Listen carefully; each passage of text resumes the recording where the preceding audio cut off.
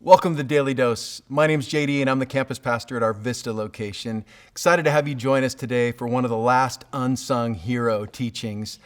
I get Nicodemus. I'm excited about it, and if you're looking for him, you can find him all over the book of John. But in this case, we're going to go to John 3. Before we go there, let me give you John 2 for context. So Jesus starts his ministry, and some of you are probably aware of a miracle he did at a wedding. The wine runs out. Jesus turns water into wine, and not just any wine. He turns it into some good wine. I'm sure in a Jewish culture that highly values the wedding ceremony, that story would have been told. And then we see Jesus come into Jerusalem in John chapter 2 right after that, and he's coming in a time when people are preparing for Passover, so 2 million people converge on the city. They have to pay a temple tax, so foreign monies need to get exchanged. And when Jesus comes into those outer courts of the temple where the non-Jews, where the Gentiles would go, that's where they could pray, he sees the money changers and he sees corruption. And part of Passover is a cleansing.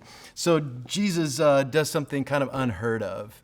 He fashions a whip together out of some rope, and he tips tables, and he has words, and he uses his whip, but he clears the temple. Man, what a leader, what a controversial leader. Making wine, clearing the temple, and yet we can see these two stories back to back kind of parallel how he works in my life and yours. He starts by changing us. Literally making new wine out of us, making us into something we weren't before. There's a life change that's part of following Jesus. It's a conversion. And right after that conversion usually comes some cleansing, because there's parts in me and parts in you that simply need to change. And he'll be a part of that if you let him. And this is where we meet Nicodemus. Oh, Nicodemus must have heard of Jesus. He'd certainly heard of his stories, perhaps some of the signs and wonders he was aware of. He would have been aware of the temple cleansing. Every Pharisee and religious leader would have heard about that one, and they would have been ticked.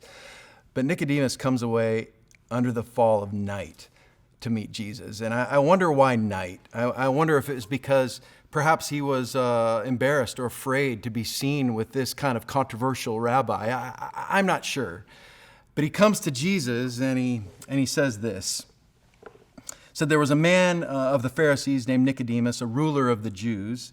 And this man came to Jesus by night and said, "Rabbi, we know you're a teacher, that you've come from God, for no one can do these signs unless God is with him."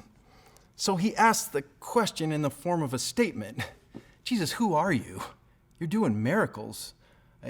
Are you really from God?" This is a great question that Nicodemus answers him, and Jesus gives him a bit of an indirect answer when he says, "Most assuredly, I say to you, unless one is born again, he cannot see the kingdom of God."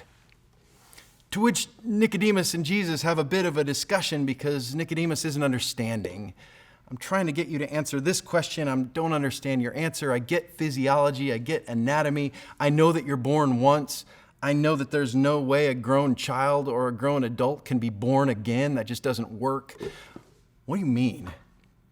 To which Jesus gently maybe rebukes him a bit and says, "You're a teacher of Israel, and you don't understand this concept of spiritual rebirth?"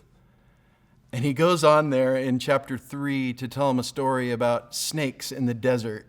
And you ought to go read it, because there's some serious foreshadowing that happens in that moment.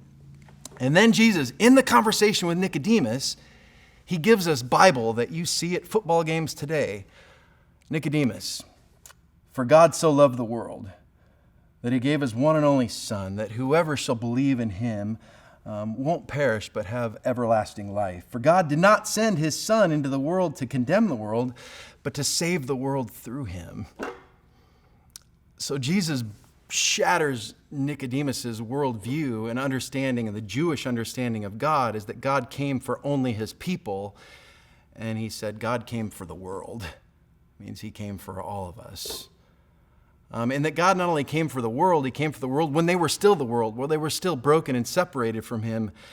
That would have been a news for Nicodemus as well, because as a Jew, God only comes for you when you're following, when you're obedient, when you're obeying every letter of the law. He was a Pharisee. Why do you come to Jesus? He's big enough to handle your questions.